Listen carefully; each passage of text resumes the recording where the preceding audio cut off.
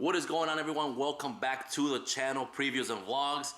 Thanks for coming back. All right, so today I'm actually going to be working on a longtime friend of mine. His name is BJ. He's been working with me. We worked at Nissan for what, 9 years? Give or take. Yeah, about 9 years.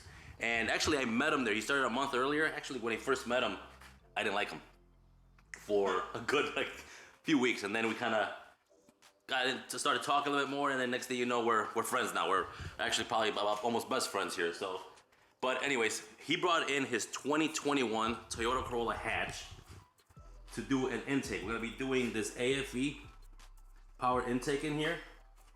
It's actually a pretty nice setup.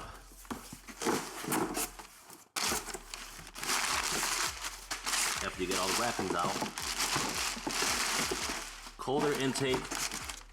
This is the actual box right here. And it's not much of it. This is silicone piping and some plastic piping as well. Of course, the air intake is right there, and some clamps and everything else. And again, the setup is not that bad, but we're gonna be going through how to actually install that AFE into this new Corolla. It's got a 2.0 engine with 100 and what would that be? 169 horsepower. The car is actually pretty nice for what it is. It's a Corolla. Again, I'm not a big import person. I do have a Toyota and a Nissan, but I like my GMs and my Caddies. But this thing is actually looking pretty nice, especially the way he's got it set up. He's got it lowered. What kind of wheels are these, Beach? Adcons, DS5s. Some Adcon DS5s on there. That looks looking pretty nice. He did the front lip on this. Again, it's lowered. And he did the roof rack, the crossbars, and the spoilers in the back. And of course, look at that. I love sushi. If you guys see that, you know what it means. Not even gonna say it. And he got what, the catback exhaust as well on this one. Car's actually pretty nice. I always kind of make fun of him and stuff for having the car, but it actually is pretty nice. Stick shift.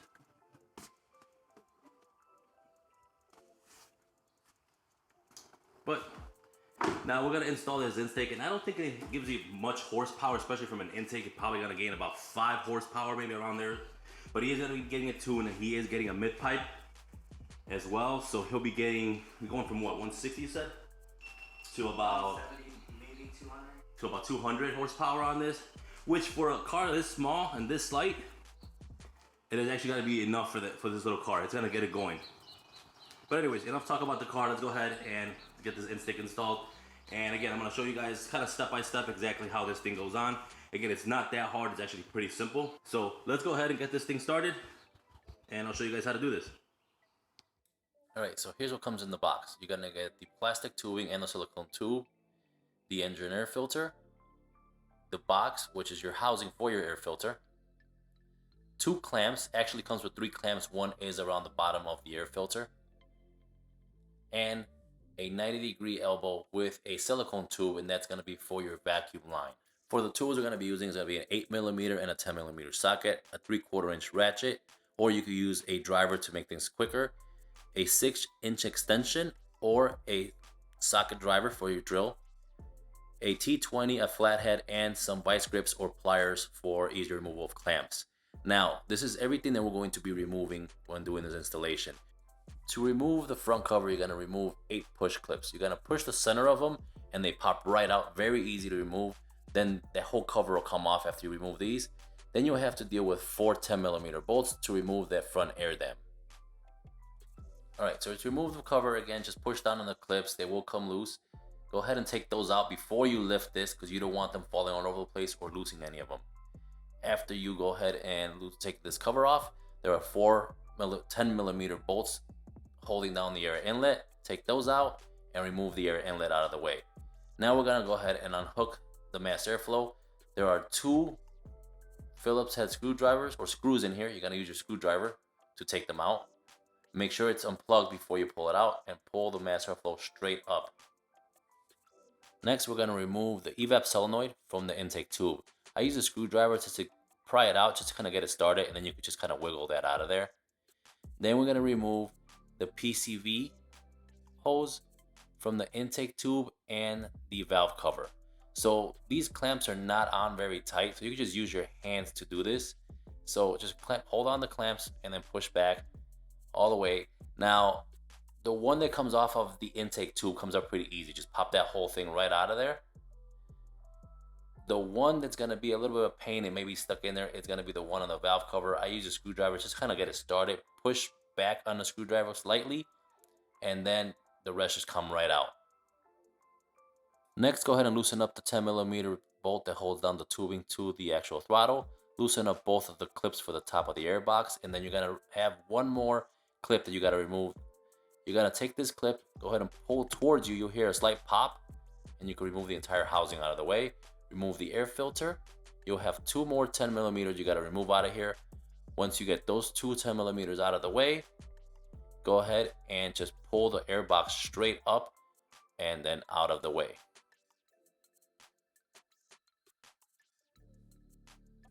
Okay, so now we're going to go ahead and put our intake tubing together. Take the intake tubing side with the flange on it and go ahead and insert it into the intake filter. Take the clamp that comes with the filter on there. Take your 8mm socket and go ahead and tighten it up. Make sure after you do this, don't over tighten it for one because you could break the clamp. But make sure when you do this, everything is nice and flush and uniform, and so that way you have no leaks. Then we're going to take our silicone tube and our 90-degree elbow. Go ahead and pop that into the small hole there. Again, same thing, make sure it's all nice and flush. That way you have no leaks or anything like that. Then we're going to take our silicone tube, and now we're going to go ahead and insert the plastic tubing into the silicone tube. Of course, make sure the wider side is the part that's going onto the tubing. It's the only way it's going to fit. Go ahead and take your 8mm and one of the clamps and tighten those down as well. That's it. Next, we're going to go ahead and get the grommets out of the old airbox housing. We're going to use these on a new one. These are just rubber grommets with metal sleeves in them. What you want to do is pull out the metal sleeve slightly. You don't have to pull it out all the way. And then push in the rubber grommet. If you have a little bit of trouble doing that, you could either pull the sleeve out more or just use a small screwdriver to get it in. If the metal sleeve happens to come out, don't worry about it. It just literally just slides right back in. Once we do that, we're going to get the whole new Pcv hose ready. We're going to slide both metal clips on each side, and I had trouble with one of them, so I did use pliers for one side, and I'll show you guys that in a second here. Okay, before you install the airbox back on, make sure you line up both screw holes as well as the plastic peg onto that back fitting. Go ahead and push down on it, and it should just settle right in there. Next, we're going to go ahead and just start off both 10mm screws by hand. Line up the box properly and then start them in there.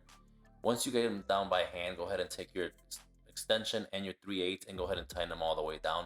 Do not over tighten them.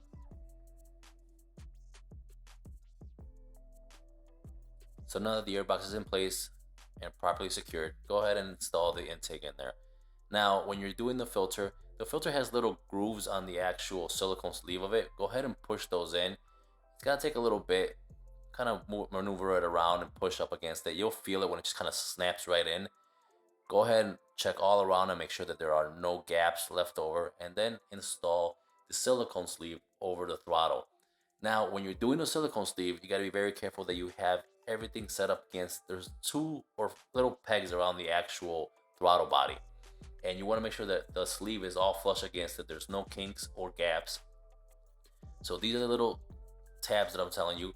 Make sure the sleeve is fully seated against these small sleeves, and of course that your clamp is properly secured on there and you have no gaps, because if not, you will have issues with air leaks. After you do that, go ahead and tighten down the 8mm. So once that is done, go ahead and install the new Pcv hose back on there. Put the clamps right over them. Now, if you can't do them by hand, which I couldn't at this point, go ahead and just take your pliers or your vice grips and just tighten them down or open them up and slide right over them. And then do the same thing to the top one, and make sure just everything is nice and tight and flush. Should be kind of like factory was. Then you're going to take the Evap Solenoid and insert the bracket right back in the slot where the silicone tube has, and just push it all the way down.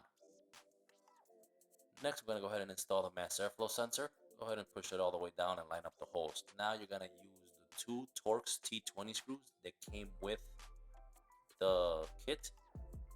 Once you do that, go ahead and just plug it back in.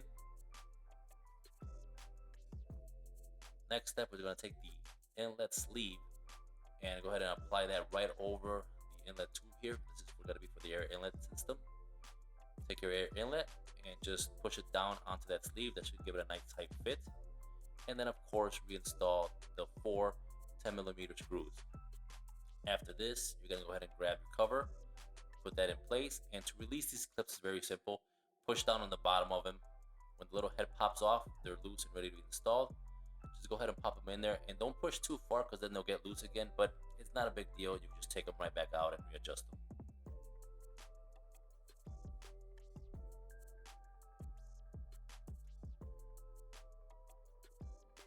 All right, so that is it. There's the install for the Takeda intake system from AFE. Actually pretty sweet. It looks almost factory. Doesn't really look, you don't see the air cleaner, the cone sticking out here. It's got a nice housing and everything was pretty straightforward. One thing I will say, of course, make sure that all your bolts, your 8mm bolts for the worm clamps are accessible in case you need to do any adjustments. These are here, this one's over here, it's pretty accessible. So again, pretty straightforward, nothing to it really, very simple install. One thing I don't understand about this intake is it came with this little grommet, which is basically a plug, and it goes on the side of the air box, which is right there. So I'm trying to figure out exactly what this is for. Most intakes out there are wide open, they have the cones just sticking out, nothing covering them. Some other intakes, of course, are completely sealed. This one is sealed, but it's got that hole. And I looked at the instructions, not sure what it's for. I'm thinking it's for better air intake, even though the intake actually gets sucked in through the front grille, right through this tube and into the inlet, of course, into the intake.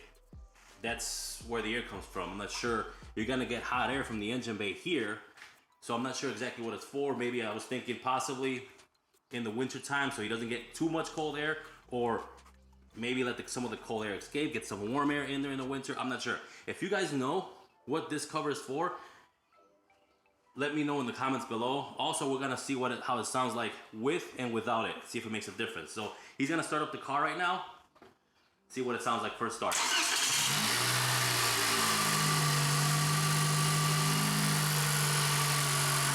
a lot meaner. So let's plug it up. Actually, we're gonna go for a ride with the plug off, and then we'll put the plug on mid-drive and see if it makes a difference.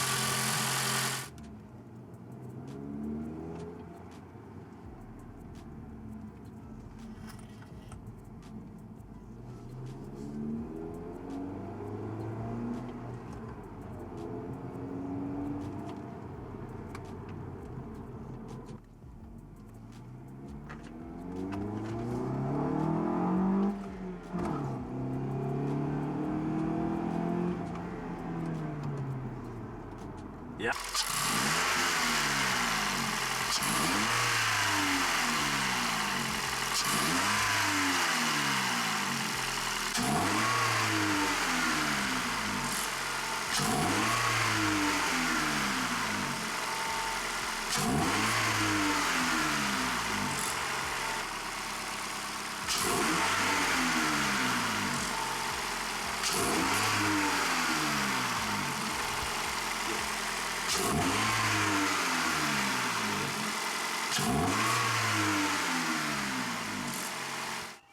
Alright, so that is the end of the video.